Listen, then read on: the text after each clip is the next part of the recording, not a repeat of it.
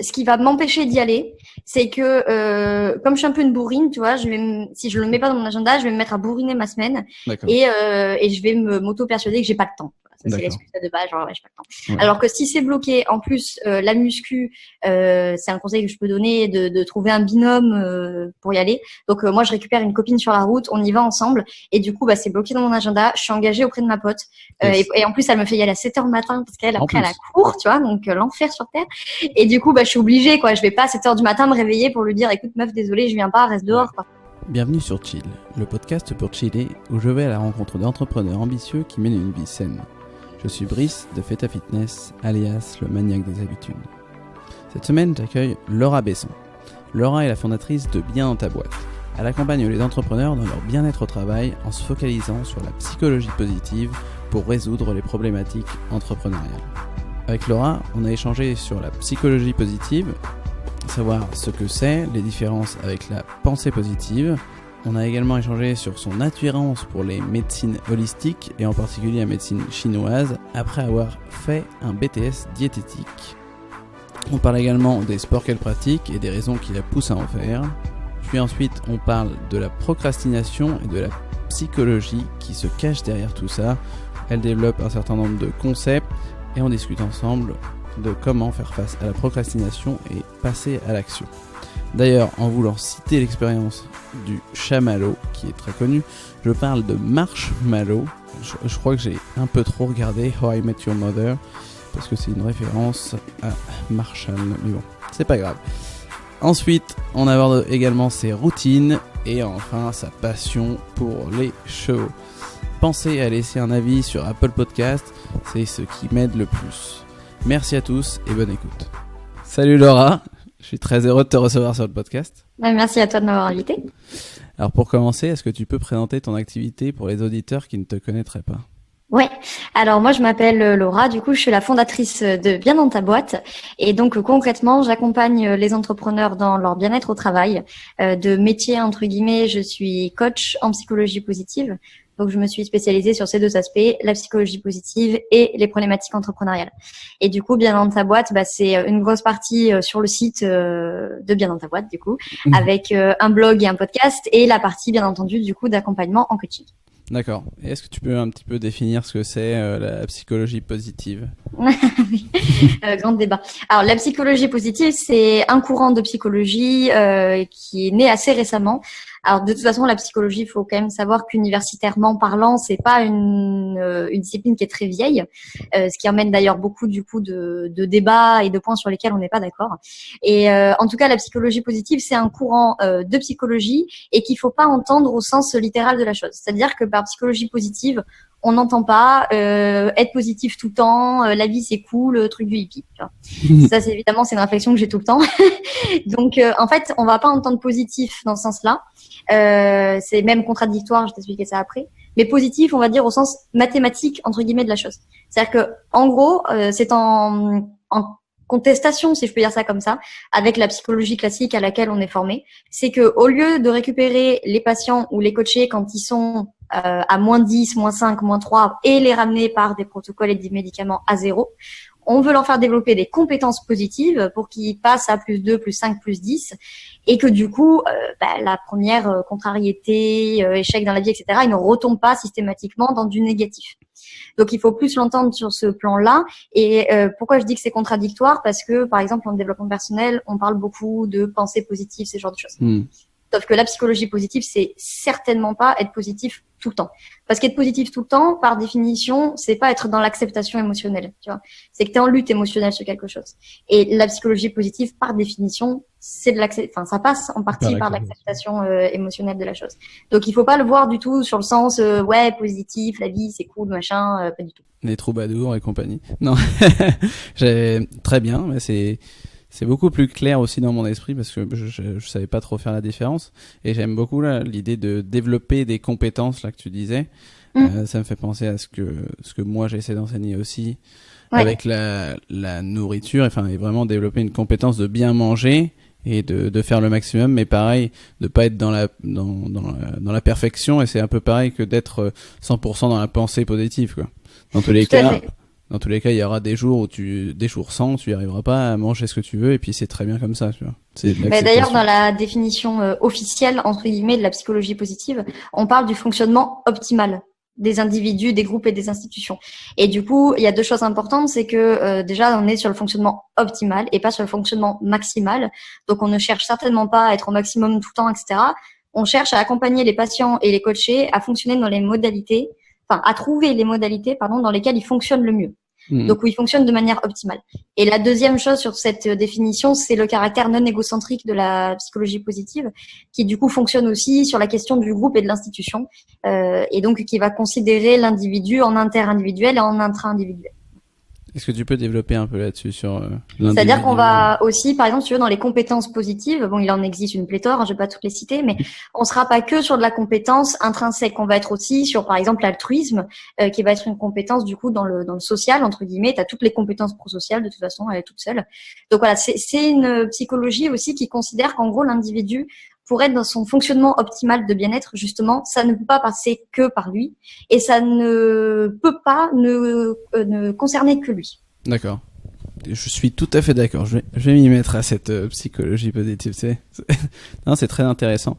Et bon, on en a parlé un petit peu en off, mais j'ai vu que tu avais fait un BTS diététique. J'aimerais savoir pourquoi en fait tu t'es dirigé vers ça, parce que tu m'as dit que c'était après avoir fait ces études de psycho positive. Alors mes études de psy, c'était des études de psy générales, hein, mais en fait je suis allée au BTS Diète parce que donc comme je t'ai dit, moi j'ai fait d'abord de la médecine puis de la bio, donc là où on était vraiment sur le corps entre guillemets, corps humain, très physiologie, anatomie, biologie, etc. Maths, physique, tout ça. Après du coup je suis partie en psy où je me suis beaucoup plus retrouvée parce que à mon sens on faisait beaucoup plus d'humains. Mais pour le coup, encore j'ai eu de la chance parce que moi j'ai été formée à la fac de Grenoble, qui est une fac de psy très orientée neurosciences, etc. Donc encore on a fait beaucoup de neurologie, neuroanatomie, neuropharmacologie, etc. Mais malgré tout, bon c'est surtout par définition sur la santé mentale. Hein.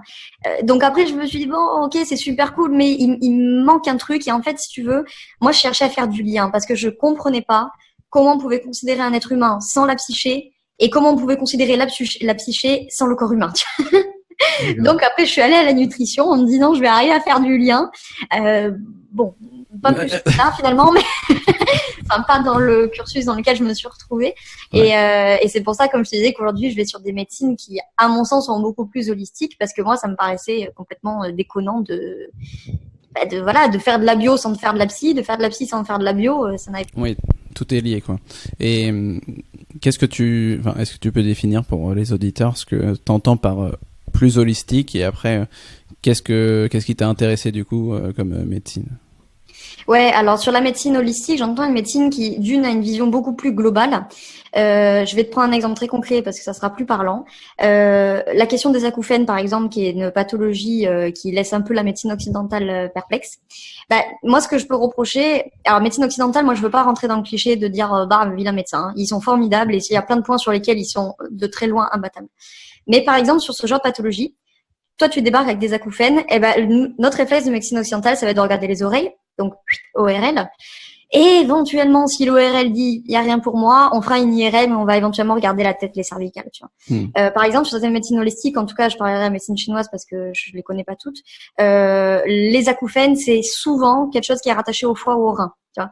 Donc, du coup, je prends cet exemple-là pour dire qu'en fait, c'est une médecine qui est plus globale et qui, d'une, va considérer que l'acouphène, c'est pas forcément l'oreille, que la cirrhose, c'est pas forcément le foie, que etc., etc. Et aussi, et qui peut pas, dans laquelle on ne peut pas considérer l'être humain de manière disloquée, avec une vision dualiste que nous avons en médecine occidentale parce qu'elle nous est héritée de Descartes, avec cette fameuse vision dualiste, le corps versus l'esprit, tu vois. Et nous, on a gardé cet héritage, à mon avis, très cartésien. Je pense donc je suis. Donc c'est la tête d'un côté, le corps de l'autre. Et à mon avis, on a beaucoup perdu là-dedans dans la compréhension humaine. Et du coup, la médecine, pour répondre à ta deuxième question, vers laquelle en tout cas, pour l'instant, je me suis plutôt tournée, c'est la médecine traditionnelle chinoise. Carrément, je suis tout à fait d'accord avec ton analyse. Et dans les grandes lignes, qu'est-ce que c'est que la médecine chinoise ? Bon, dans les grandes lignes, j'ai envie de te dire, c'est de la médecine. Après, c'est que dans les fondements, on voit pas les choses de la même manière. Je dirais pas qu'on est d'accord sur rien, bien au contraire. J'ai fait une session de formation très intéressante avec un thérapeute de médecine chinoise en diététique. Donc lui qui est spécialisé en diététique chinoise et moi je venais plutôt pour la diététique occidentale. Et en fait, on s'est rendu compte qu'on arrivait globalement toujours aux mêmes conclusions, mais pas par les mêmes chemins. Tu vois, on va dire ça comme ça. Et après, en médecine chinoise, t'as un très gros pilier de la médecine chinoise qui, je pense, est assez connu, c'est le fameux yin et yang. Tu vois. Donc c'est entre guillemets l'équilibre des forces. Donc cette idée qu'en fait tu as ces deux équilibres-là. Donc le yang, c'est quand même la force plutôt, tu vois, de la chaleur, du feu. En fait, souvent on prend la métaphore de la montagne. Donc le matin, tu as un flanc de la montagne qui est au soleil, donc ça c'est yang, tu vois. C'est l'énergie, il fait chaud, les animaux sortent, ça bouge, etc. Et de l'autre côté, tu as le versant yin. Donc le yin, c'est plutôt froid, c'est plutôt humide, c'est calme. Et au fur et à mesure de la journée, le soleil va passer de l'autre côté et ce qui était yin devient yang et ce qui était yang devient yin. Et donc c'est cette idée qu'en fait tout est en perpétuel changement et tout est en équilibre constant. Sauf que cet équilibre, il peut être rompu pour X ou Y raison et là, ça peut mener à de la pathologie. D'accord, très bien. Bon, maintenant qu'on est parti un peu sur la diététique, on va parler un peu de ton alimentation. Et j'ai entendu sur un de tes podcasts que tu disais que tu détestais cuisiner. Oui. Ce qui m'a beaucoup surpris. Oui, pour une ex-étudiante en diététique, c'est un peu ballot, ouais. Mais pourquoi pas? Mais pourquoi, tout d'abord? Mais pourquoi alors pourquoi je déteste cuisiner? Sincèrement, je pense qu'il y a une bonne part d'éducation, parce que je viens d'une famille où traditionnellement les hommes ne cuisinent pas et où les femmes cuisinaient parce qu'il fallait cuisiner. Donc déjà, j'ai pas grandi dans une famille où la cuisine c'était super chouette et tout, c'était un peu la corvée pour tout le monde. Donc je pense qu'il y a une part d'éducation, je pense qu'il y a une part de ça m'intéresse pas, quoi. Enfin, voilà. J'adore bouffer, hein, en revanche, mais il me faut un cuistot. Et du coup, et ça, par contre, si tu veux, ça a été aussi un point compliqué en BTS diète parce qu'on a une très grosse partie de cuisine. Je ne m'y attendais pas. Et du coup, les TP de cuisine, ça a été un peu beaucoup ma hantise, quoi. C'est marrant et puis après ça se comprend. Il y en a beaucoup qui n'aiment pas cuisiner et du coup, comment tu fais en fait au quotidien pour t'alimenter? Est-ce que t'as ton chef perso ou Voilà, alors j'ai trouvé un compagnon qui cuisine. C'était dans le critère de sélection. Numéro 1. Critère numéro 1, c'est cuisiner. Voilà. Est-ce que tu cuisines? Non, alors effectivement, j'ai la chance d'avoir quelqu'un à la maison qui adore cuisiner. Donc je me sacrifie bien entendu pour manger ce qu'il fait. Hein. Et non, après Enfin, c'est pas que je me force, mais si tu veux, moi, l'avantage, c'est que, comme j'ai grandi dans une famille où personne n'aimait cuisiner, je suis pas habituée à manger des trucs de fou. Donc moi, quand je suis toute seule, je me fais du riz et des lentilles, ça me va très très bien, et je peux me régaler avec du riz, des lentilles, et de l'huile de cameline et point barre, tu vois. Donc je fais pas des trucs très compliqués, et 2 fois par an, je me pète un délire, genre, je vais faire des éclairs au chocolat, tu vois, le truc super sympa à faire, quoi. Voilà. Et puis, généralement, je m'y mets, au bout d'1 heure, ça m'a saoulé, et j'en entends plus parler pendant 6 mois. D'accord. Mais, ouais, moi je pense que, enfin moi j'aime bien cuisiner, mais après j'aime aussi beaucoup cuisiner des choses simples, hein, parce que dans la vie quotidienne, c'est vrai que quand t'as pas le temps et que t'as pas envie de passer 2 heures derrière les fourneaux, bah tu fais un truc très simple, comme tu dis, du riz, des lentilles, tu fais un Buddha bowl, tu fais des trucs hyper simples. Mais moi c'est quelque chose que j'aime bien faire autant que le déguster. Après il y a des fois t'as la flemme aussi, hein, mais ouais, c'est comme ça, quoi. Et est-ce que tu fais attention du coup à ton alimentation? Oui. Alors j'y fais attention parce que comme on l'a dit, il y a aussi mon cursus d'études de diététique et de santé au sens large qui fait que je suis assez vigilante quand même d'un point de vue santé. Donc autant santé sur la qualité des aliments que de l'équilibrage entre guillemets des aliments. Je suis très vigilante sur la qualité des aliments. Donc je suis un peu la chieuse qui peut passer 10 minutes à te taper toutes les étiquettes tu vois, des produits au magasin. Bon, à force je les connais, donc je vais vers les produits que je connais. Mais voilà, ça je suis assez vigilante. Je mange extrêmement rarement des produits ultra transformés. Tu vois, il y a pas de plat préparé chez moi et tout. J'ai pas du tout le réflexe. Après, je mange principalement des céréales, des légumineuses et des légumes. Je suis pas très fruits, donc voilà. Je suis pas viande du tout. Je mange très peu de produits laitiers, à part du fromage de temps en temps, mais ça me file la migraine, donc voilà. Donc en fait, puis il y a une partie de mon régime de médecine chinoise aussi, donc je suis obligée de faire attention. parce que j'ai des problèmes de foie et donc du coup je peux pas manger. Voilà, si je m'amuse à bouffer du sucre, de la viande, du fromage, c'est tombé. Ouais, ça va pas du tout. Je te rejoins, je te rejoins sur les étiquettes. Moi, c'est vrai que maintenant que j'y pense, je regarde presque toutes les étiquettes au supermarché et les gens doivent se dire mais qu'est-ce qu'il fait ce mec? Mais mais moi en fait c'est quelque chose que j'aime bien. Ça doit être une curieuse habitude que j'ai, c'est d'être derrière à regarder les étiquettes et dire ah non là franchement c'est des salauds. Ouais. Non, mais enfin, c'est vrai que tu vois, tu as des produits, puis t'as des produits un peu traîtres qui sont genre healthy food machin, et puis quand tu retournes le paquet, tu as le premier ingrédient, c'est du sucre. Ouais, carrément. Parce que c'est carrément ça. Le marketing est bien fait, hein, donc c'est ça. Et qu'est-ce que, tu parlais là, du coup, tu faisais le lien avec la médecine chinoise. Tu disais qu'il y avait un régime un peu. Que tu t'étais, ce que je comprends, c'est que tu t'es intéressé aussi à ça parce que tu as eu des problèmes aussi de foie, non?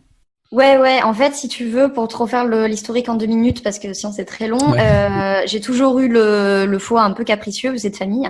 Mais après ma première année de médecine, c'est un peu parti en cacahuète. Et du coup, ils m'ont collé 3 semaines sous morphine et tout, tu vois, un truc sympa. Et en fait, j'ai fini chez un énième médecin parce qu'il comprenait pas ce que j'avais, qui m'a dit mais qu'est-ce que vous avez foutu ces derniers mois pour être dans cet état? Et je lui ai dit bah j'ai fait médecine. Et il m'a dit ah bah la ma pauvre, vous en avez pour 10 ans. Et je n'imaginais pas à quel point il avait raison. Et du coup, après, ça a été des années de médecin en médecin. Enfin bon, ceux qui ont ce genre de pathologie chronique savent ce que c'est, ou t'es ballotté de spécialiste en spécialiste, machin, bref. Et c'est aussi comme ça que je suis arrivée à la médecine chinoise, parce que ça a été à un moment donné les seuls interlocuteurs qui m'ont aidée. Et du coup, notamment sur les problématiques de foie. Et donc, le thérapeute de médecine chinoise qui me suit m'a prescrit, entre guillemets, un régime pour mon foie que j'ai énormément de mal à tenir parce que il est assez strict et que je suis extrêmement gourmande, donc c'est un peu compliqué. Mais dans les faits, effectivement, j'ai un régime entre guillemets à suivre, ou en tout cas, disons que j'en garde au moins les grands principes pour m'éviter que ça me tape des migraines et des insomnies. D'accord. Je vois. Ma belle-sœur, je crois qu'elle a à peu près la même chose, et justement, elle s'était tournée vers la médecine chinoise pour que ça aille mieux, que ça avait fonctionné, mais pareil, très compliqué à suivre au quotidien parce que c'est vraiment des produits spécifiques et des soupes, des choses comme ça. C'est pas évident, quoi. Mais en même temps, c'était quand même assez probant, quoi. Ah, mais moi, je sais que mais même pas une semaine, il suffit que pendant 4 jours, je fasse le régime strict de mon thérapeute et mais je récupère 2 fois l'énergie, je dors beaucoup mieux, j'ai pas mal à la tête, je me traîne moins, etc. Alors moi, j'ai la chance que dans mon régime, j'ai pas non plus une tonne, parce que c'est vrai qu'en médecine chinoise, il y a beaucoup de soupes, des thés, des gruaux, enfin des trucs qu'on a forcément l'habitude de manger. Alors moi, il y a les fleurs de chrysanthème que je consomme beaucoup parce que pour le foie, c'est très utile. Donc ça, c'est pas compliqué à consommer, c'est un peu plus chiant à trouver. Mais moi je vis en ville donc j'ai plus de facilité à le trouver.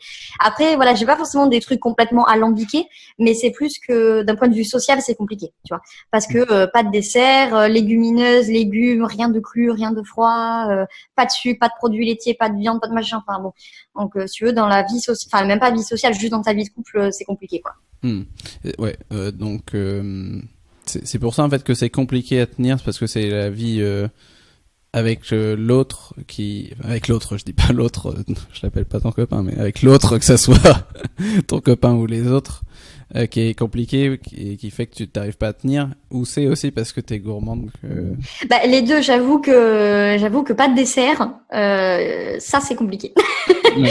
Ça, j'avoue que c'est compliqué. Autant il y a des trucs, je m'en fous, tu vois, j'aurais pas de viande, alors là, je m'en fous complètement. Fromage, je peux m'en passer et tout.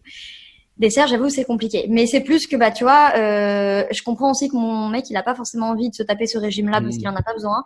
Ouais. Et donc, au quotidien, en fait, tu le tiens une semaine et après, franchement, à chaque fois, faire 2 repas, 2 services, 2 menus, c'est extrêmement chiant, quoi. Du coup, lui, il fait des efforts à un moment, puis ça le gave. Moi, je fais l'effort de faire 2 plats, puis à un moment, ça me saoule aussi. Plus le fait que, t'as pas non plus une variété infinie, tu vois. Ou alors, faut cuisiner, effectivement. Mais comme j'aime pas cuisiner. Ouais. La boucle est bouclée, quoi. Voilà, c'est ça. Et donc, tu disais que tu mangeais pas beaucoup de viande, de fruits, de choses comme ça. Et c'est parce que ça te tient à cœur. Enfin, il y a une raison particulière derrière ça, ou c'est simplement que t'aimes Non, les fruits, pendant des années, je me suis dit, il faut que j'en bouffe parce qu'il faut manger des fruits. J'en mange, hein, mais je suis pas non plus, je suis pas une très grande fan, j'en mange pas des masses et de toute façon, dans mon régime, c'est pas le truc de fou non plus. Donc l'avantage, c'est que là-dessus, je perds rien. La viande, j'y tiens pas.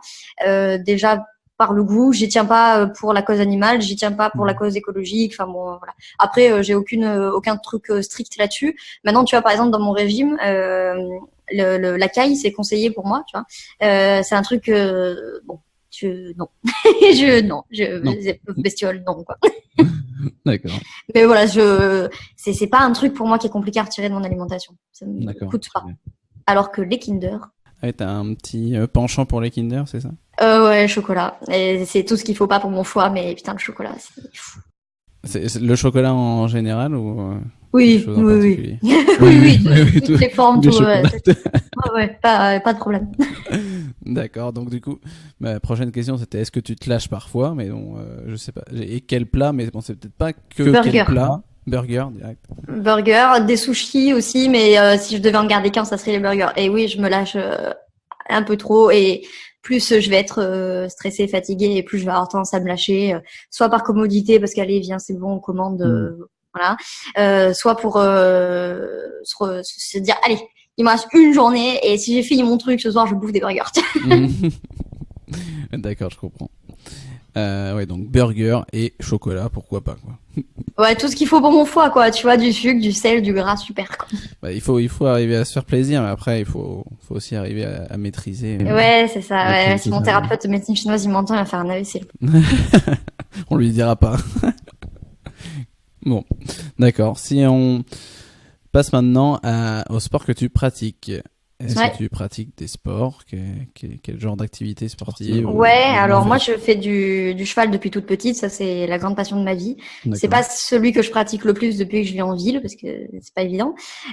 Du tennis, là aussi moins souvent qu'avant, mais dès que je peux, je vais louer un cours de tennis et j'enrôle des copains pour venir jouer avec moi.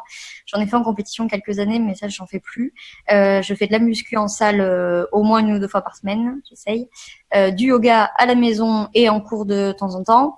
Alors de la danse entre guillemets, alors c'est pas de la danse au sens du cours, c'est plus je me défoule toute seule chez moi pour évacuer. Et ma dernière obsession en date, c'est la boxe, donc je me mets à la boxe là. D'accord, mais ça fait beaucoup d'activités du coup.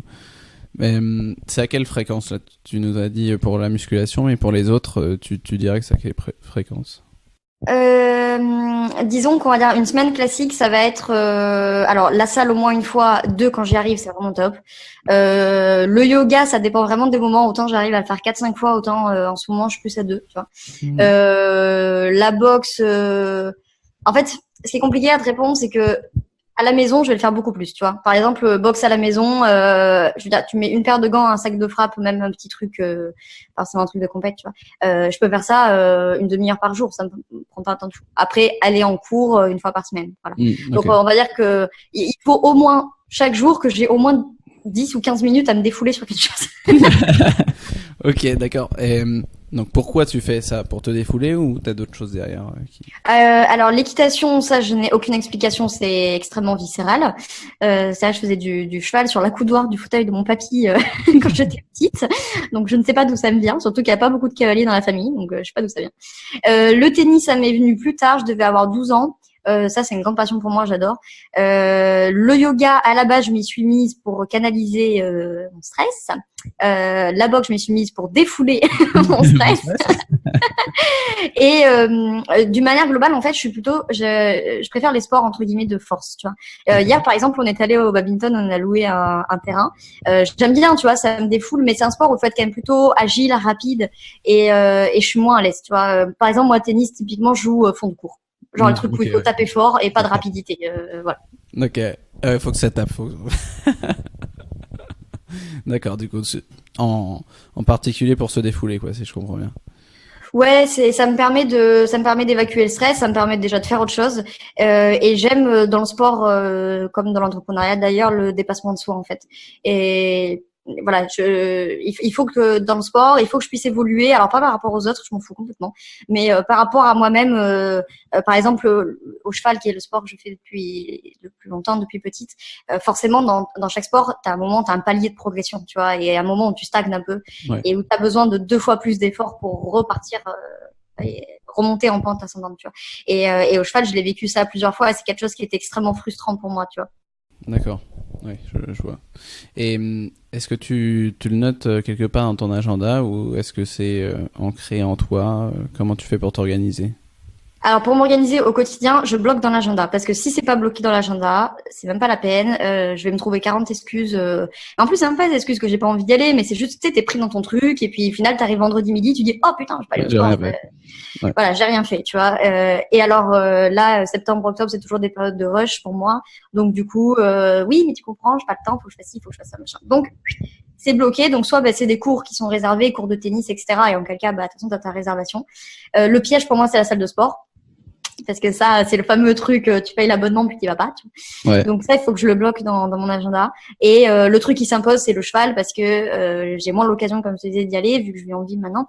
Et du coup, les fois où je peux y aller, bah ça s'impose de fait. Et comme ça, c'est la passion de ma vie. Vous pouvez tous crever, je m'en fous, je vais au cheval. Tu vois. Je m'en fous, c'est même pas la peine de bloquer dans l'agenda, ça passe en priorité, quoi. Comme on dit, c'est ton dada. Oui. Gros jeu de mots. Bonne blague, oui. Ouais, du coup, en fait, toi, une fois que c'est noté dans ton agenda, t'arrives vraiment à te dire, ça y est, c'est écrit, j'y vais, quoi. Oui, parce qu'en fait, ce qui va m'empêcher d'y aller, c'est que comme je suis un peu une bourrine, tu vois, si je le mets pas dans mon agenda, je vais me mettre à bourriner ma semaine et je vais m'auto-persuader que j'ai pas le temps. Ça, c'est l'excuse de base, genre, ouais, j'ai pas le temps. Ouais. Alors que si c'est bloqué, en plus, la muscu, c'est un conseil que je peux donner de trouver un binôme pour y aller. Donc, moi, je récupère une copine sur la route, on y va ensemble. Et du coup, c'est bloqué dans mon agenda. Je suis engagée auprès de ma pote. Et en plus, elle me fait y aller à 7h le matin parce qu'elle, après, elle a cours, tu vois, donc l'enfer sur terre. Et du coup, je suis obligée, quoi. Je vais pas à 7h du matin me réveiller pour lui dire, écoute, meuf, désolée, je viens pas, reste dehors, quoi. Donc, du coup, j'y vais. C'est vrai que ça fonctionne très bien d'avoir un engagement, un accountability partner et puis, le matin, tu vois, moi, j'adore l'idée du matin parce que ce qui n'est fait n'est plus à faire. Et puis, win the morning, win the day, quoi, comme dirait Tim Ferriss. Ouais, après, franchement, tu fais une super journée. Enfin, moi, je trouve que du coup, on rentre du sport vers 9h. T'attaques, franchement, il est 9h, t'as l'impression que t'as déjà fait la moitié de ta journée. Ça, ouais. T'as déjà eu le temps d'aller au sport, machin, rentrer, te laver, te préparer et tout. Et t'as la pêche. Et alors qu'en fin de journée, alors déjà, j'aime pas parce que la salle en fin de journée, il y a un monde pas possible, donc ça me saoule. Oui, et puis en plus, tu vois, toute la journée, tu fais tes trucs et tu dis, ah, putain, ce soir, faut que j'aille au sport. Ah, putain, il va y avoir du monde. Ah, putain, je vais me prendre le métro à 20h, ça va être blindé. Enfin, au moins, là, t'attaques ta journée. Je partage carrément, même si moi je pense que j'ai plus d'énergie vers les coups de 11h midi. Enfin, quand je le fais encore plus tôt le matin, je suis sûr que c'est fait au moins. Et pareil, quoi, t'arrives pas vers 17-18h à te dire ok, je vais faire du sport, et puis finalement tu t'es encore sur quelque chose, tu dis non, mais il faut quand même que je termine ça. T'arrives à 20h et tu te dis merde, je l'ai pas fait, tu vois. Ouais. Alors par contre, c'est un avantage, je trouve, de le faire fin de journée. Alors moi, c'est marrant parce que j'ai pas le même sport, tu vois. Moi, je suis vraiment pas cardio. C'est un peu ma hantise du coup à la boxe, tu vois. J'aime pas du tout le cardio. Et paradoxalement, les rares fois où je vais à la salle de sport vers 18h, je vais être beaucoup plus cardio parce que je sens, tu vois, que j'ai le stress de ma journée, que j'ai besoin de cracher et de me défouler. Alors que le matin, je vais être très très muscu et vraiment le cardio, j'ai fait 10 minutes histoire de dire allez, c'est bon, j'ai fait 10 laissez-moi. Ouais, c'est vrai qu'il faut pas y aller. Enfin, moi, j'ai beaucoup plus de mal. Si je suis à 7-8 heures. Il faut quand même un petit temps pour se mettre vraiment dans l'intensité. À partir de 11h, là, je suis chaud. Pareil, vers 17-18h, ça va.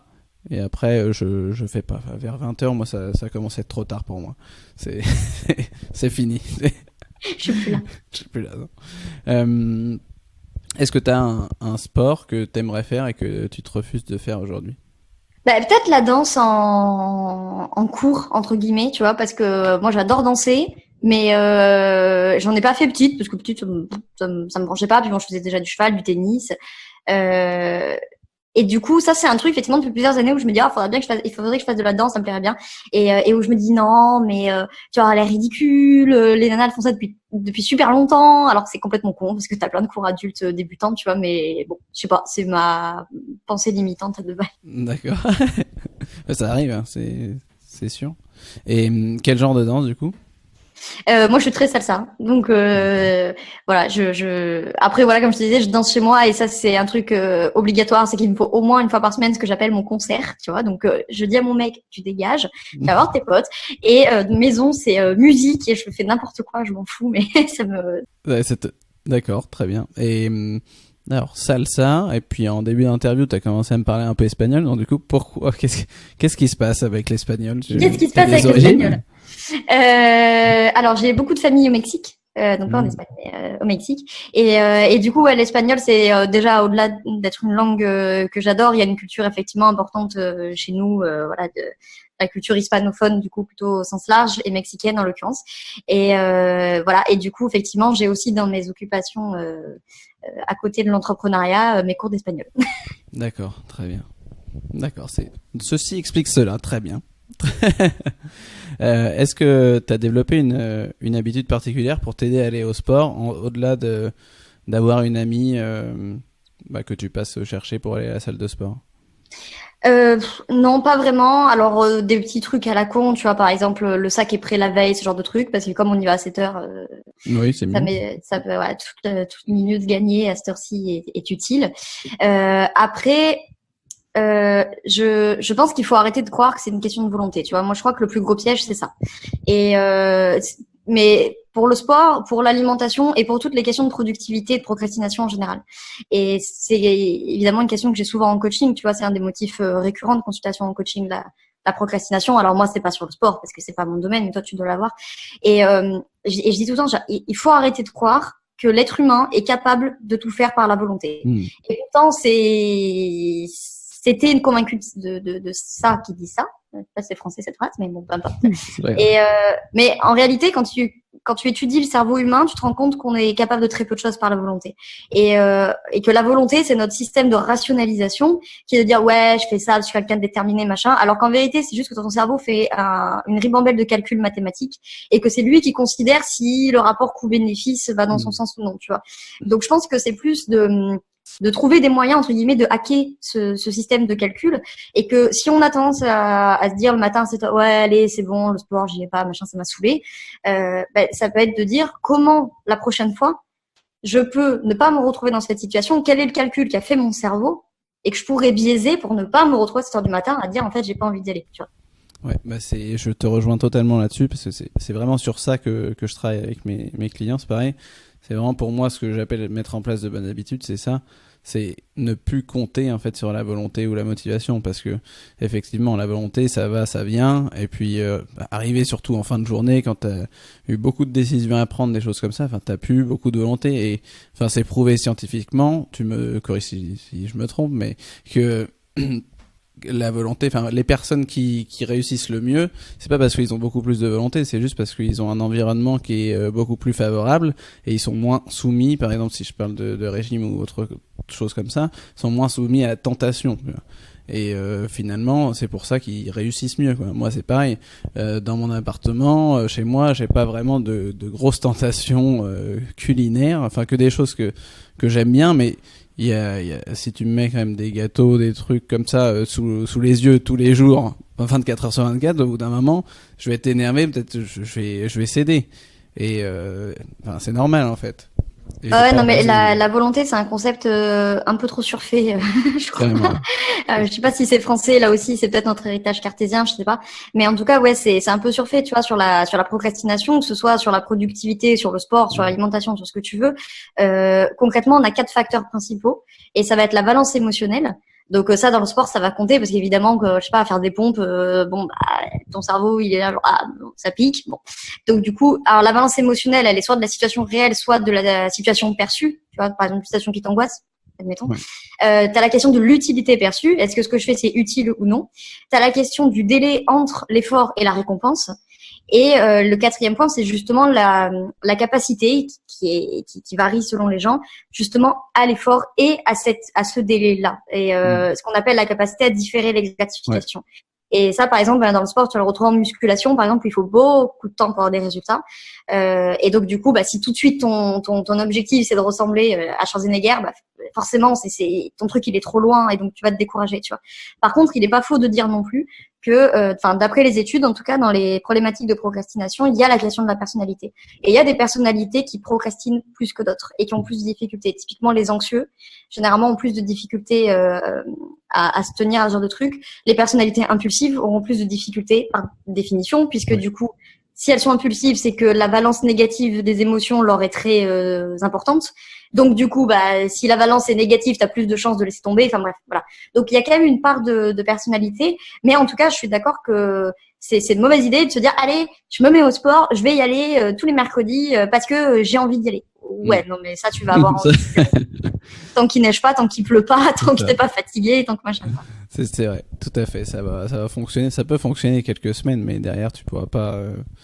Enfin, c'est pas possible, quoi. Mais bon, c'est pourtant quelque chose qui est classique. Après, je blâme personne parce que moi le premier, hein, je suis pareil sur d'autres domaines de ma vie. Hein, dans tous les cas, on a en fait genre psychologiquement cette envie de raccourci et comme, je crois aussi avoir lu que, on a vraiment notre cerveau, il est fait pour avoir une gratification immédiate. Donc c'est vraiment compliqué de se projeter à long terme.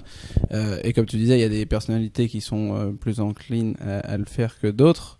Et c'est un peu avec le test du marshmallow là que ça me fait penser à ça. C'est pareil là, pour déterminer si tu vas avoir assez de volonté pour refuser le marshmallow pour en avoir deux, etc. Et là tu vois si vraiment la personne réussira. Je crois dans la vie c'était un truc comme ça. En tout cas, il y a effectivement un facteur en psycho qu'on appelle la capacité à différer la gratification. Et tu as des personnes qui sont plus ou moins naturellement capables de faire ça. Mais quoi qu'il en soit, pour tout être humain, il est vrai que le cerveau cherche la récompense la plus immédiate possible à un comportement. Et on n'est pas naturellement, entre guillemets, conçu pour dire ouais, je fais un truc maintenant, ça aura une répercussion dans 10 ans.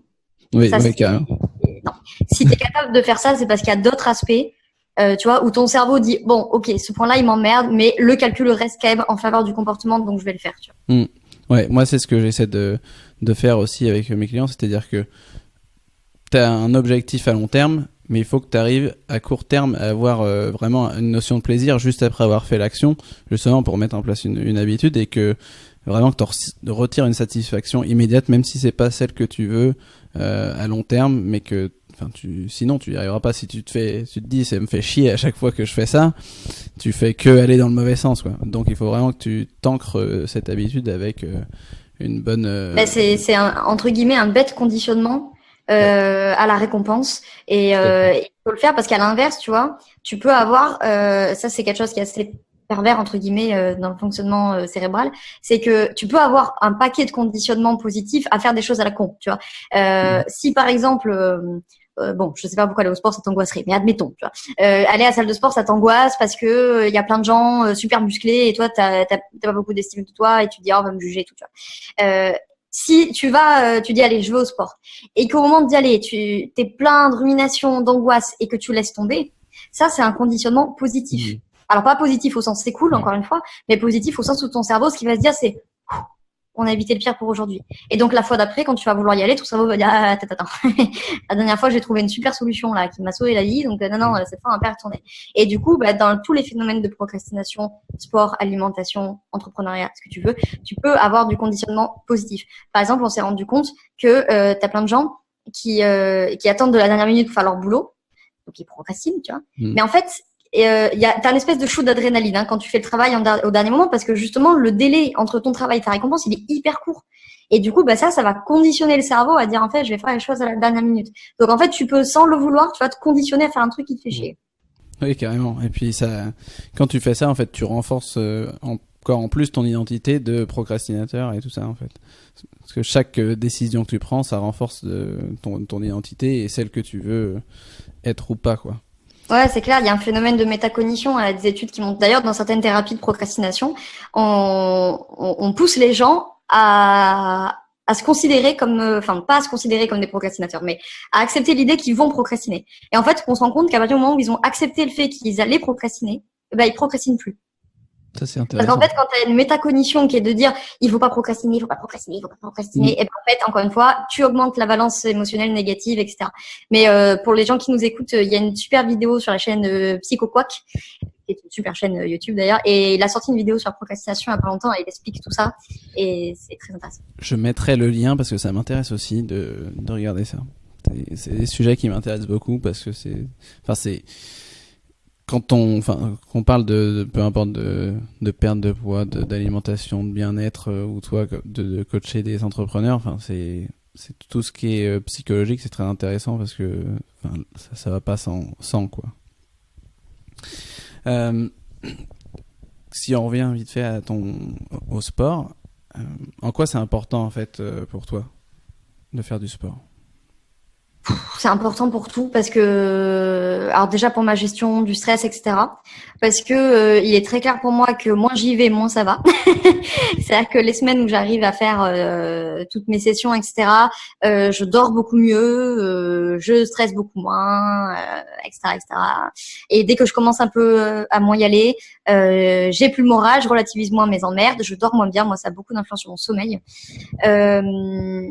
Et puis chacun leur truc, tu vois. Je veux dire, pour moi, la muscu, c'est vraiment l'alliance, c'est ça que je cherchais, entre la concentration et la force. La boxe, ça me défoule, ça me donne confiance. Le yoga, au contraire, ça calme, mais c'est aussi de la force. C'est pas la même force, mais c'est aussi de la force. Oui. Donc ça a aussi un effet sur ma vie perso, du coup, parce que je suis aussi moins chiante. Je suis plus calme, je ramène moins de stress à la maison, voilà. Donc ouais, non, c'est hyper important pour mon équipe, ça c'est clair. Et pourtant, en fait, il y a des fois où on le fait pas. Et ça m'intéresse en fait. C'est très compliqué, je pense, à comprendre, mais on sait que ça va nous faire du bien, on sait qu'on en a besoin, et pourtant, on le fait pas parce qu'on s'invente des excuses, on se dit qu'on n'a pas le temps et tout ça. Et ça, c'est. Ben moi, il y a un truc des fois justement qui m'aide, c'est de me focaliser là-dessus et me dire, allez cocotte, t'as pas envie. Déjà, je me laisse pas le choix, juste attrape ton sac, réfléchis pas, casse-toi. Et me dire, allez, quand tu vas sortir de là, tu sais que tu vas être bien, quoi. Tu sais que tu vas être défoulé, tu vas être beaucoup moins stressé, tu vas mieux dormir, etc., etc., etc. Ouais. Mais par contre, je suis d'accord qu'il y a plein de fois où du coup, t'y vas pas et alors que tu sais que ça va te faire du bien d'y aller et puis bah tu restes chez toi à faire la loque sur le canapé, quoi. Mais c'est vrai que l'idée de pas réfléchir et de déconstruire un peu tout ça et faire des petits steps, ça marche bien aussi. Enfin, sur d'autres choses, là, j'ai pas vraiment trop d'exemples, mais moi, par exemple, si je prends une douche froide, presque tous les matins.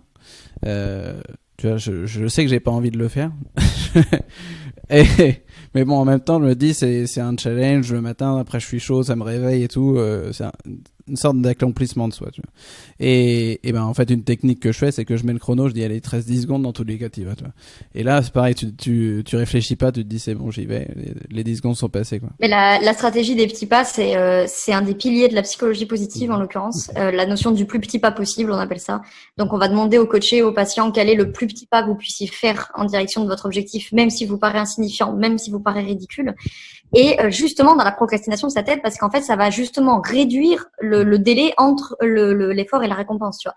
Donc, par exemple, en muscu, plutôt que de te dire j'attaque la muscu aujourd'hui et je veux, au terme de cet entraînement, ressembler à Schwarzenegger, tu vois, tu pourrais te dire mon objectif à la fin de la semaine, c'est d'être passé de, j'en sais rien moi, de 7,5 kg à 8 kg sur les biceps ou voilà, et de mettre plutôt des petits pas parce qu'effectivement, si tu démarres de zéro et que tu te mets un objectif de fou, forcément, il y a des jours où je veux dire, ouais, en plus, la muscu qui est vraiment pour le coup un travail de patience, tu vas dire, allez, c'est bon, j'en ai ras-le-bol, t'as fait un écart alimentaire, c'était mort, ça t'a flingué tous tes efforts. Donc, ouais, si tu te mets des objectifs de fou, tu vas pas y arriver. Et de pas se laisser le choix, ça, c'est important, alors, je dis ça et en même temps, je le pondère tout de suite parce qu'il y a des moments où il faut aussi savoir s'écouter. C'est-à-dire que si vraiment, il y a tout ton corps, tout ton cerveau qui dit non, là, vraiment, laisse-moi tranquille, je suis en train de péter les plombs. Il faut aussi savoir le laisser tranquille. Mais il y a des jours où je suis capable de faire la différence entre bon là il faut que je sois tranquille et les jours où je fais juste la feignasse, tu vois. Et où, du coup là il faut que je me dise là Besson, tu te tais, tu ne t'écoutes même pas, tu vois, je veux pas t'entendre mon cerveau, j'attrape mon sac et après une fois que t'es dehors, t'es dehors quoi, tu fais pas demi-tour en fait. Ouais, ça me fait penser à une règle que je dis toujours. C'est 80%, c'est de nouveau 100%. Donc si tu as atteint 80% de ton objectif, tu as atteint 100%. Et donc du coup, il y a des fois où je m'écoute quand même. Et tu sais que tu peux pas, tu vois. Tu sais que tu n'as vraiment pas envie de le faire. Donc c'est une manière de déculpabiliser aussi. Mais Et puis bon, il faut aussi écouter à la fois son cerveau. Pour revenir, tu vois, sur la procrastination, Pedro l'explique dans sa vidéo dont je t'ai parlé là. Il a raison aussi. Il faut pas oublier que la procrastination, elle a aussi une fonction utile pour le cerveau parce c'est aussi des fois le moyen que le cerveau il a de dire là tu cours au burn-out, va te coucher en fait. Donc il faut pas non plus caricaturer le truc. Et au même titre que sur le corps, pour l'exemple de la muscu par exemple, il y a un moment où s'entraîner 7 fois par semaine, c'est une aberration. Il faut laisser les muscles se reposer, il faut laisser le corps se reposer. Et le repos, il fait partie intégrante de l'entraînement. Alors après, le repos, c'est pas 6 jours par semaine, parce que enfin, ça dépend de ton objectif en tout cas, mais ouais. Non, mais j'y vais pas parce que tu comprends. Moi, des fois, je dis ça, non, mais j'y vais pas parce que je repose mes muscles. Ouais, c'est ça. Ouais, faut pas non plus que ça soit une excuse. Mais... Ouais, voilà, c'est ça. Faut pas que ça devienne une excuse. D'accord. Ouais, la stratégie des petits pas, je l'utilise aussi. En fait, je me rends compte que je fais de la psychologie positive finalement sans vraiment le savoir. Hein. La stratégie des small wins et tout ça, mais ouais.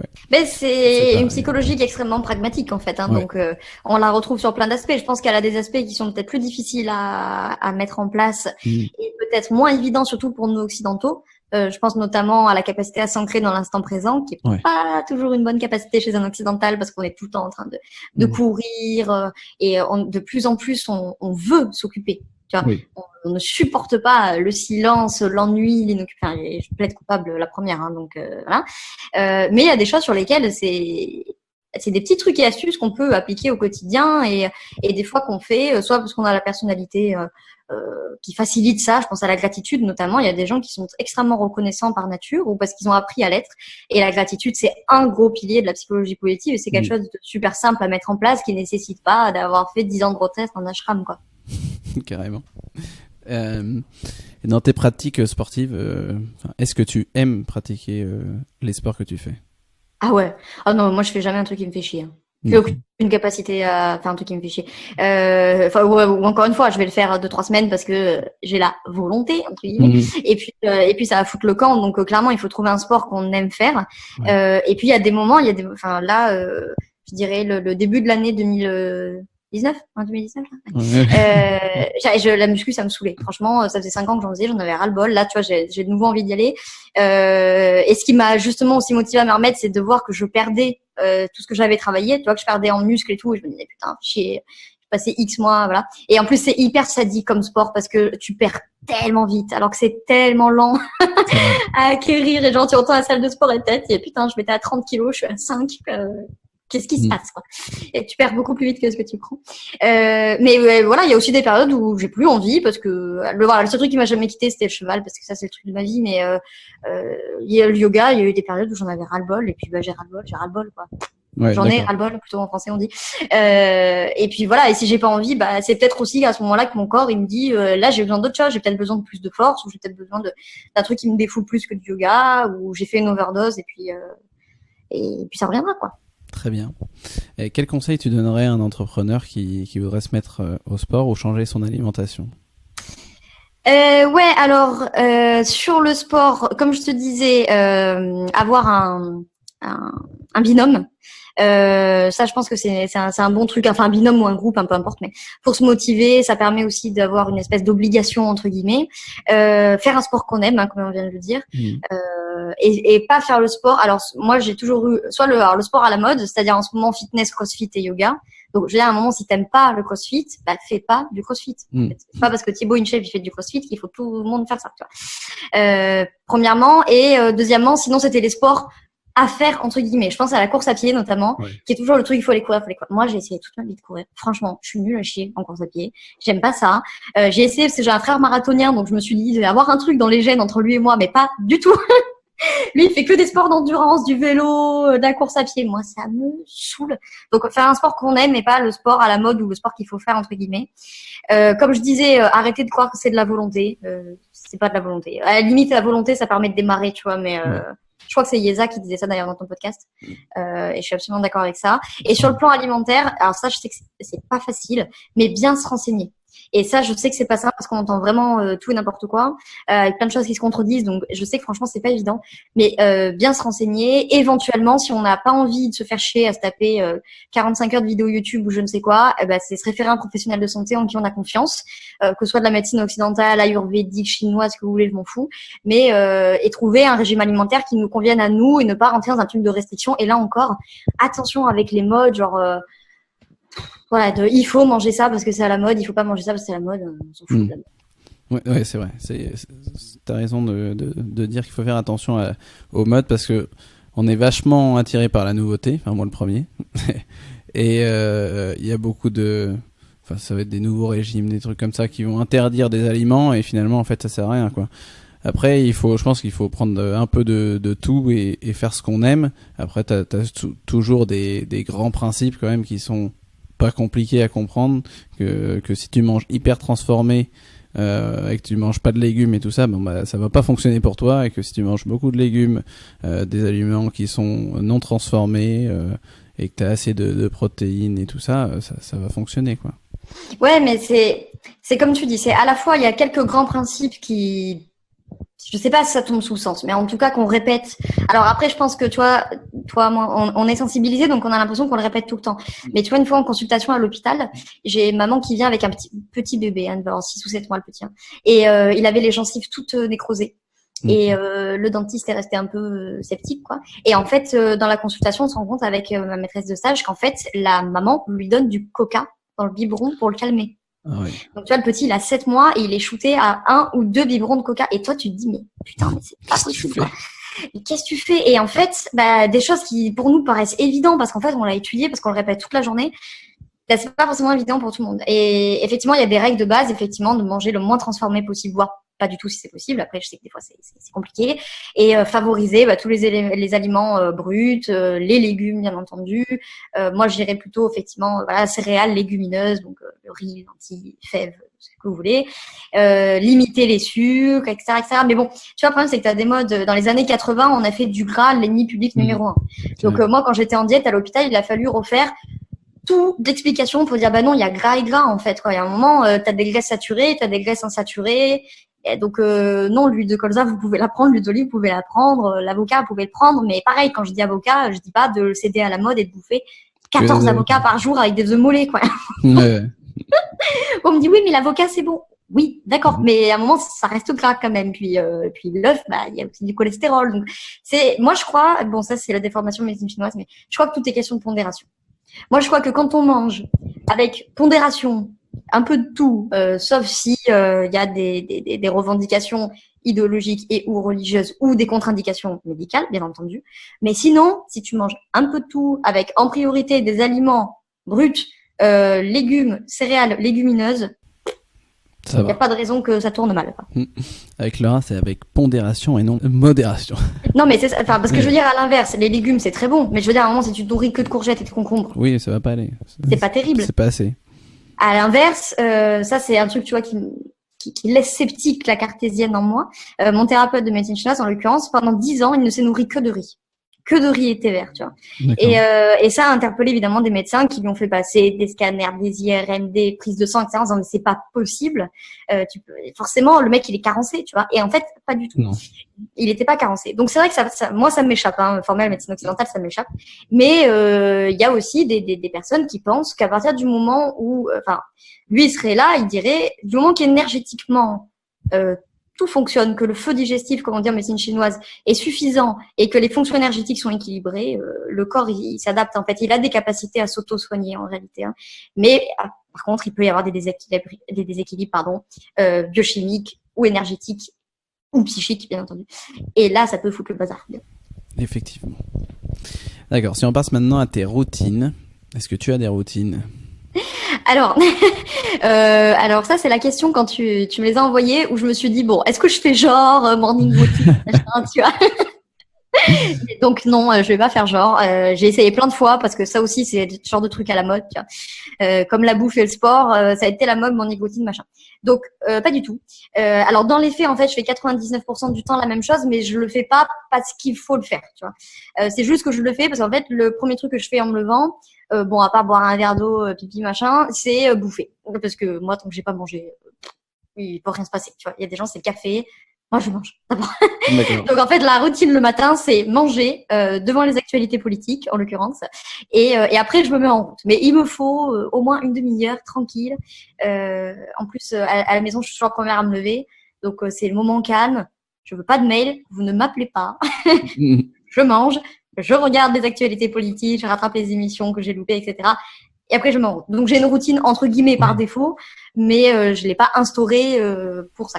Non, mais c'est une routine, c'est très intéressant. T'as raison, hein, de signaler il n'y a pas besoin d'avoir une morning enfin une morning routine comme Miracle Morning et des choses comme ça. Du moment que je pense que tu as un temps pour toi, c'est déjà très important, quoi. Ouais, moi, c'est C'est ça que je important. trouve important. Enfin, moi, il y a un truc que j'ai jamais supporté. Déjà, à la fac, je me faisais moquer pour ça. Enfin, gentiment, mais moi, je suis capable de me lever 1 heure et demie plus tôt pour pas stresser. Je Mm. préfère perdre 1 heure de sommeil que de me réveiller 10 minutes avant et être en panique, vite, vite, je Ouais. m'habille, machin, attaquer la journée comme ça, je supporte pas. Du coup, moi, ce qui est vraiment important pour moi, c'est d'avoir le temps. Moi, je suis plutôt diesel, hein, tu vois. Donc, après, une fois que je suis partie, par contre, après, c'est mort, tu vois. Je sais plus m'arrêter. Mais le matin, il me faut le temps, tranquille, un thé, le petit déj, les actus, etc., etc. Et après, je suis lancée. Après. Mais c'est vrai que tout ce qui est morning routine, etc., ça, je comprends tout à fait l'intérêt et je sous-estime pas les effets. Et d'un autre côté, ça me pose question parce que tu vois, moi, dans le travail que je fais, tout est objectivé, tout est normé, tout est cadré, tout est performé, tout est mesuré. Et je me dis, si dans ma vie perso, je fais ça aussi, je vais péter une quille. Hein. Enfin, moi, perso, je peux pas tout standardiser, tout mesurer, tout machin. Non, c'est pas pour moi. Ça me fait pas pour l'instant, en tout cas. Ouais, carrément. Moi, c'est plutôt pour moi, tu vois. Inversement, tu vois, si je... Enfin, là, quand je suis rentré sur Paris, j'ai passé 2-3 mois à me dire, allez, on va essayer de faire un peu plus, d'écouter son corps et d'être un peu moins organisé, moins strict sur ce que je fais le matin et des choses comme ça.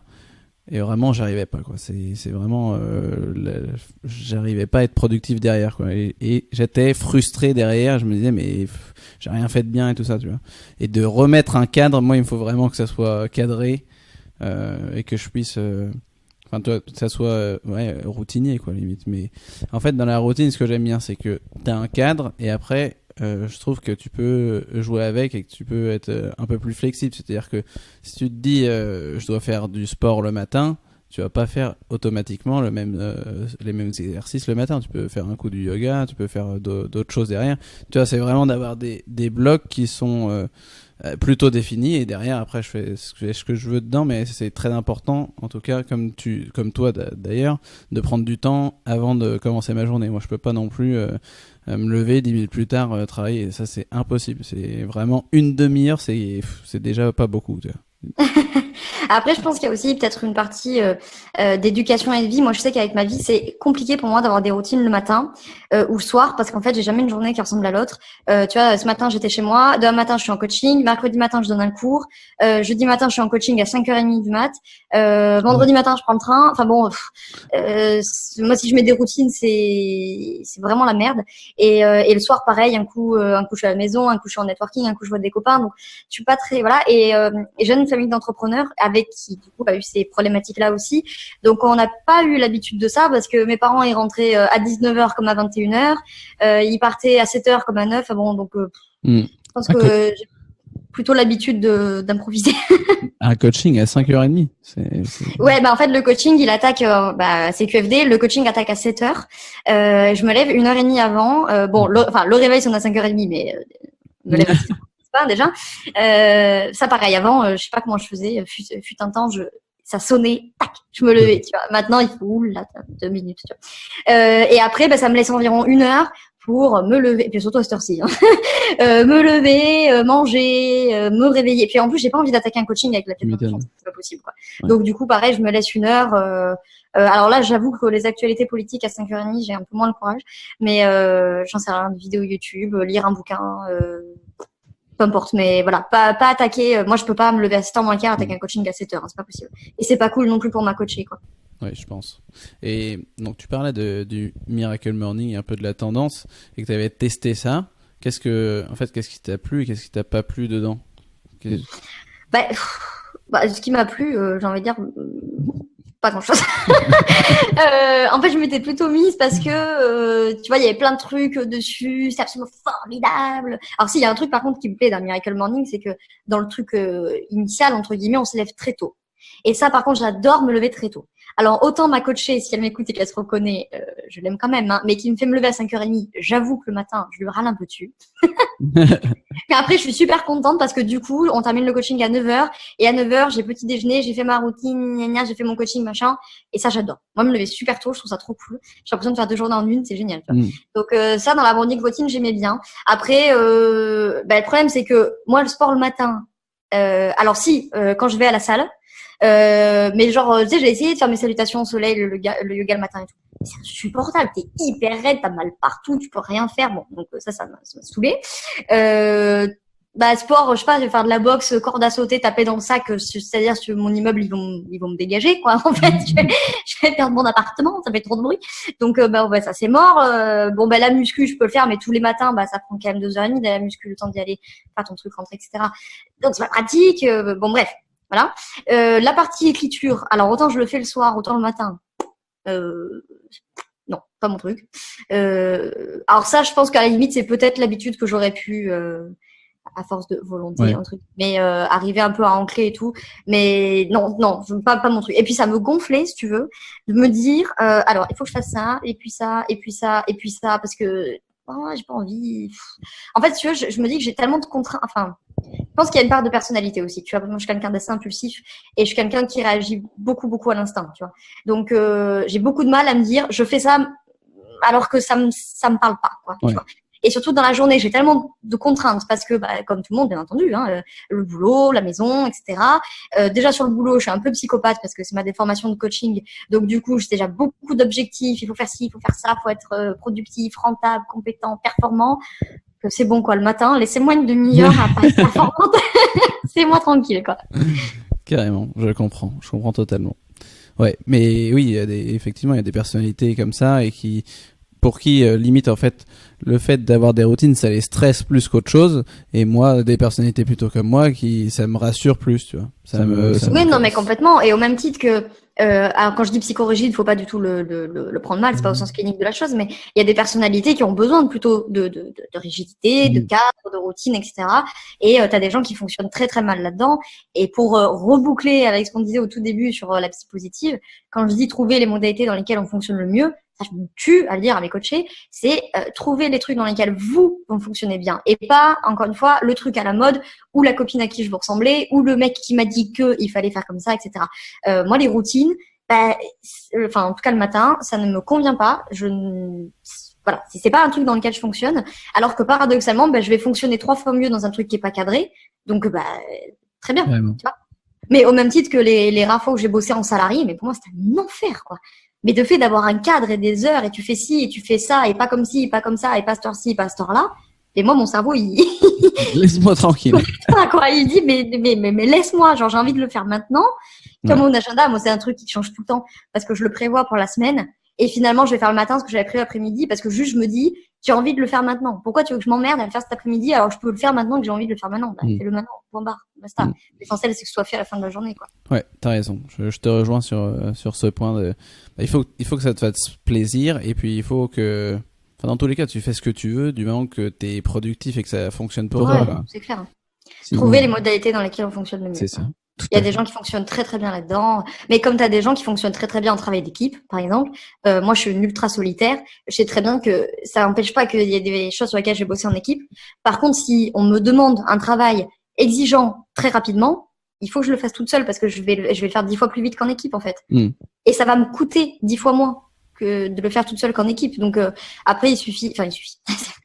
Pas si simple, mais c'est important justement de se connaître et de savoir les modalités dans lesquelles on fonctionne, les forces sur lesquelles on peut s'appuyer.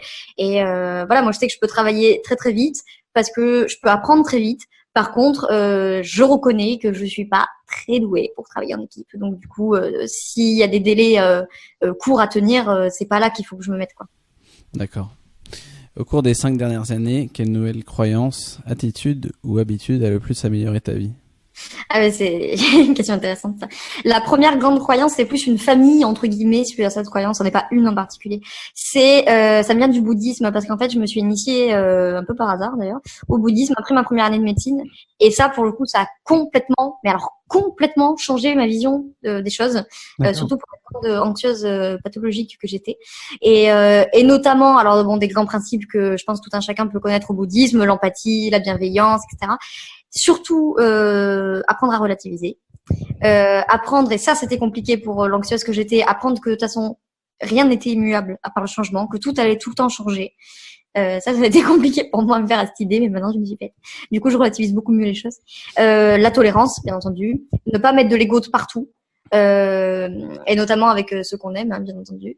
Donc ça, c'est une première grosse partie qui a vraiment pour moi dans ma vie, je vais faire ça comme ça parce que je suis quand même jeune, donc c'est un peu ridicule de dire ça, mais bon, il y a eu un avant le bouddhisme et un après le bouddhisme.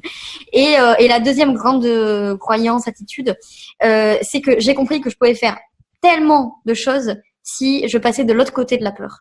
Et si j'étais patiente. Et alors déjà, la patience, c'est pas ma qualité première naturellement, donc je le travaille. Et ce côté, vraiment apprendre ta seule limite, c'est toi-même. Ouais. Et ça, vraiment, quand j'ai compris que en fait, je me mettais des barrières toute seule dans ma tête, etc. En fait, juste là aussi, il y a eu un peu entre guillemets un avant-après, au sens où en fait, si je regarde tout ce que j'ai pu faire après cette croyance, entre guillemets, je me dis, mais putain, mais tout ce qui s'est passé en 2 ans, mais il s'est passé juste 40 fois plus de choses que les 20 dernières années, quoi. Ouais, je comprends. Carrément, c'est intéressant. Et de quelle mauvaise habitude tu aimerais te débarrasser ? De quelle mauvaise habitude j'aimerais me débarrasser ? Ça, c'est une très bonne question, ça. C'est pas tant une mauvaise habitude dont je voudrais me débarrasser avec une bonne habitude à reprendre. C'est de plus lire. Parce que ça, j'avoue que depuis que je travaille constamment sur mon ordinateur et mon téléphone, je lis beaucoup moins qu'avant et ça me désole énormément. Si, il y a une mauvaise habitude dont je voudrais me débarrasser en parlant de ça, c'est que j'ai toujours 15 bouquins en même temps. Ça, c'est insupportable. Parce que les trucs qui m'intéressent, je me dis, putain, faut que je lise ça et ça et ça, et du coup, j'attaque tout. Et donc, au final, je sais plus où j'en suis. Donc, après, je recommence. Enfin, bon. Donc, là, je lis un bouquin, je l'ai acheté il y a 8 mois, peut-être, tu vois. Et puis, je l'avais commencé à arrêter. Bref. Donc, ça, c'est une habitude dont il faut que je me débarrasse. Après, sur le plan alimentaire, bon, le chocolat. Ça faut que je me débarrasse du chocolat un petit peu. Après, j'ai l'avantage que je ne clignote pas du tout. J'ai jamais envie de clignoter. Donc ça, je pense que c'est plutôt une chance pour moi, parce que je sais que ça pose problème à plein de gens. Faut que j'arrête de me bouffer les peaux mortes à côté des ongles.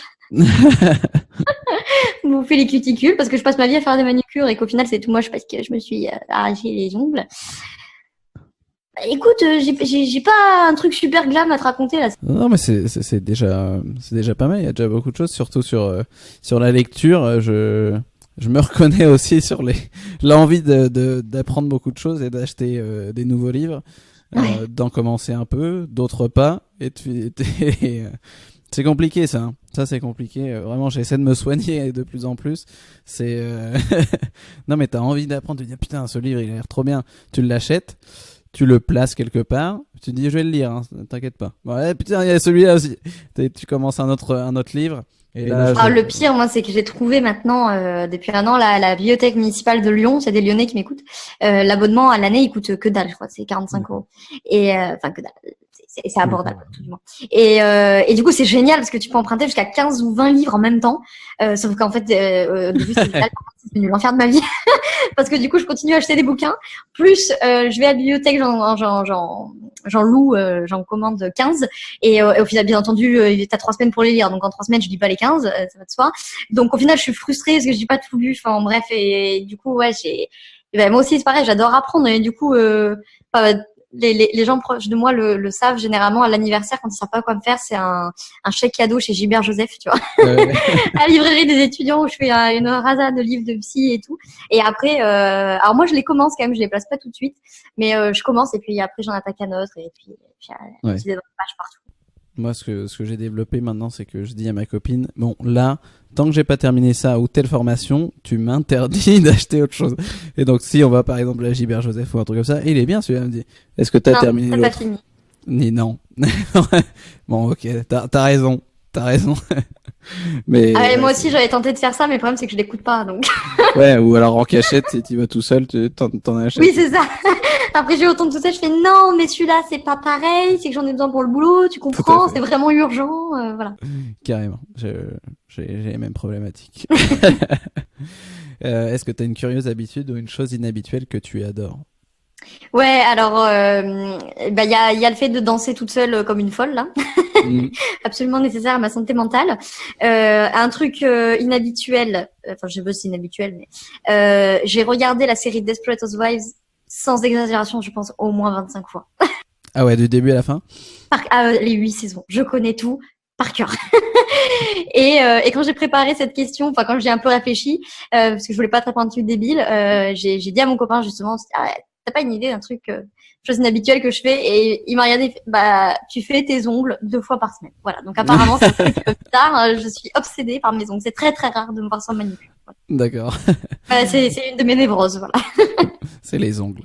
Les ongles devant Desperate. Exactement, avec un T.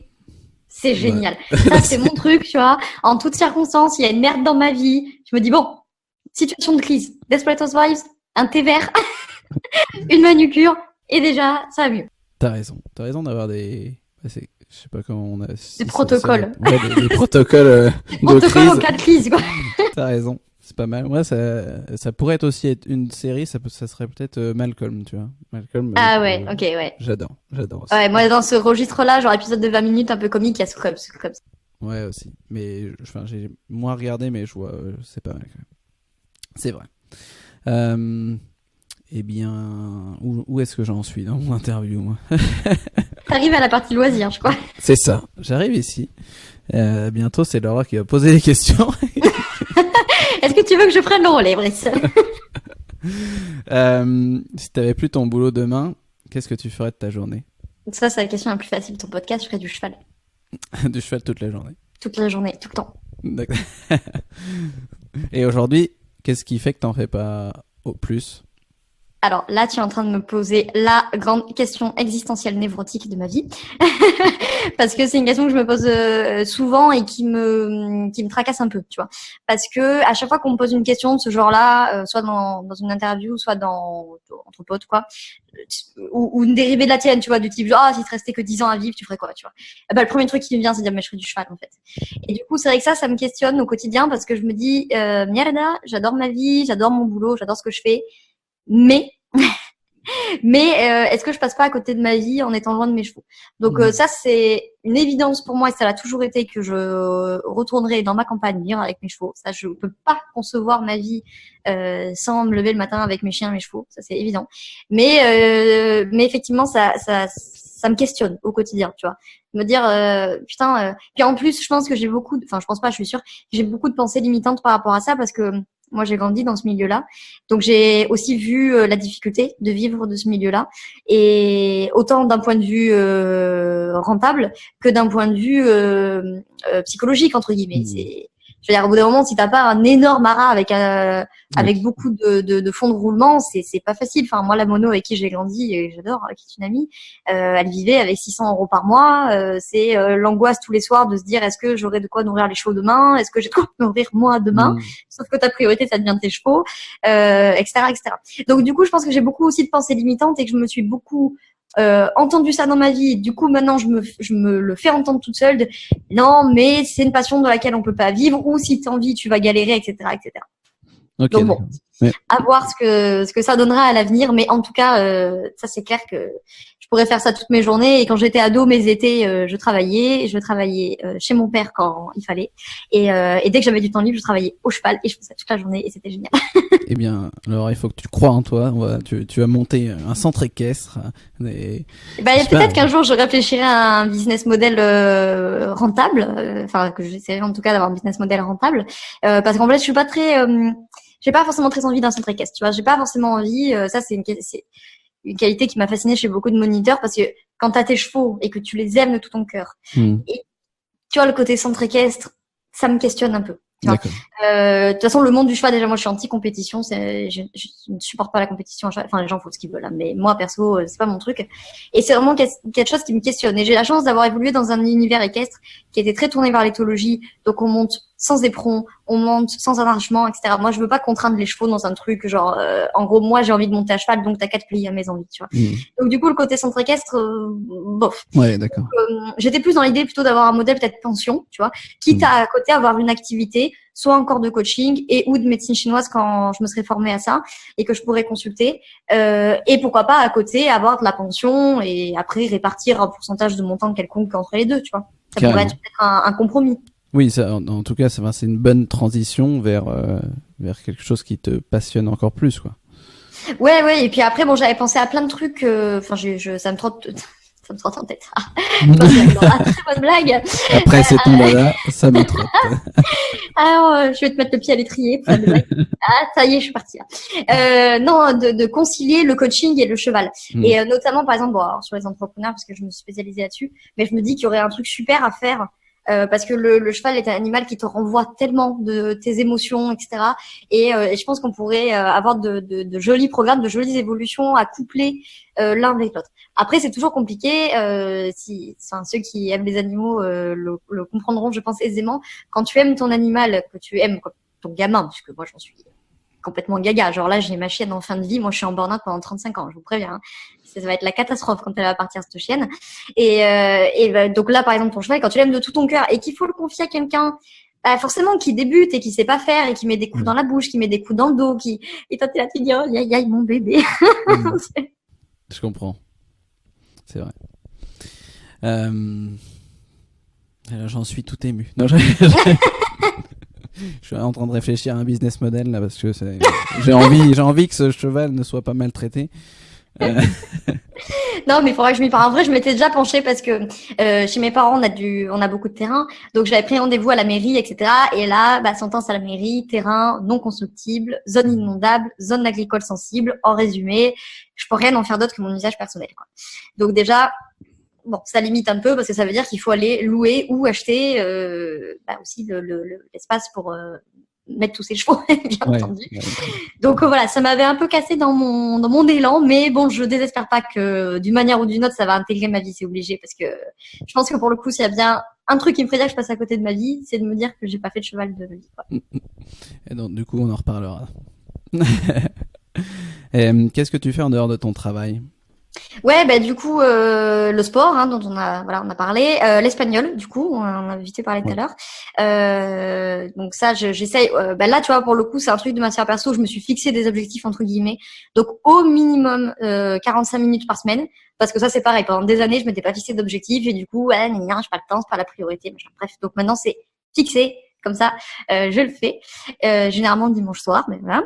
Je passe beaucoup de temps en famille avec mes amis. Ça, c'est vraiment la chose la plus importante pour moi. J'adore mon travail, mais je sais très bien que pour moi, ce qui comptera le plus à la fin, c'est ma famille et mes amis. Tout à fait. Donc, je passe beaucoup de temps avec eux. Et après, d'une manière globale, je passe beaucoup de temps à apprendre, parce que j'adore apprendre.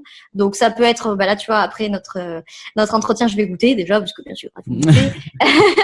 Et après, c'est un temps auto-formation, donc médecine chinoise en l'occurrence.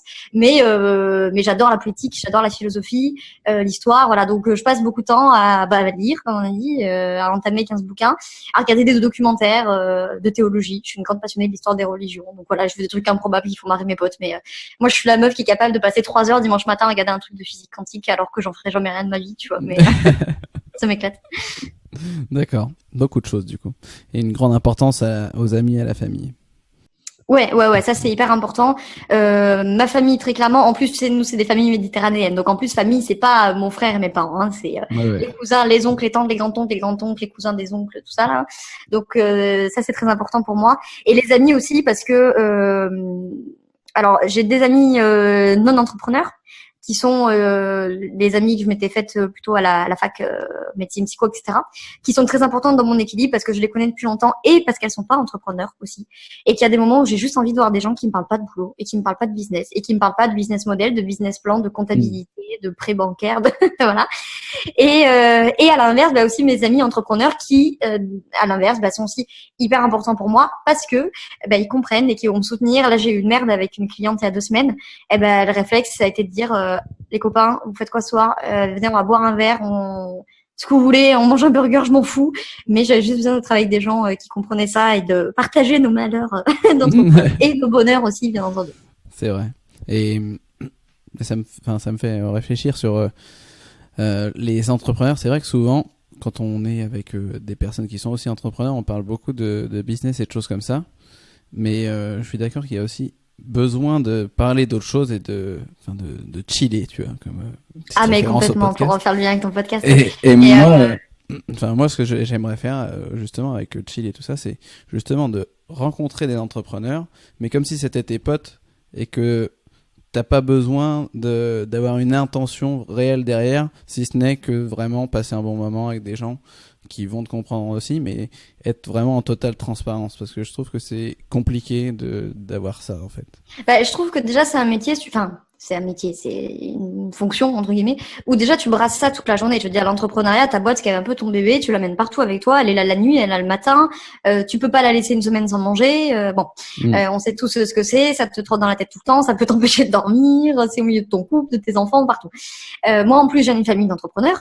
Donc du coup, j'ai mon papa au téléphone tous les jours. Et qu'est-ce qu'on dit? Papa, tu peux répondre à ma question comptable, ma question juridique. Là. Lui, il est aux élections et comme on est fan de politique, il m'appelle, il me dit Laura, tu peux me relire un discours, machin. Donc on parle de boulot tout le temps, en résumé. Mon mec est un entrepreneur, donc on parle de boulot tout le temps. Mes potes sont entrepreneurs, donc on parle de boulot tout le temps. Et moi, très clairement, pour ma survie, j'ai besoin, tout ce qu'on a dit là, le sport, etc. Et j'ai aussi besoin de moments, déjà de solitude parce que je suis très solitaire, et de moments, je leur dis, les potes, je suis désolée, je peux pas vous voir. C'est pas que je vous aime pas, mais même si on parle pas de boulot, mais dans ma tête, vous êtes du boulot parce que toi, t'es pas machin et toi de trucs et voilà. Et juste, je pense que après, il y a des gens qui ont plus ou moins de capacité. Moi, il m'appelle Sheldon dans la bande. Hein. Tu vois, moi, je suis l'autiste de service. Et il y a des moments où je suis genre stop, me parlez plus. Tu vois, on est parti une semaine sur la Côte d'Azur, c'était tous ensemble. Ouais. Et moi, j'appréhendais là, je me suis dit oh putain, une semaine, chaque minute de chaque jour entouré de monde. Je vais péter les plombs.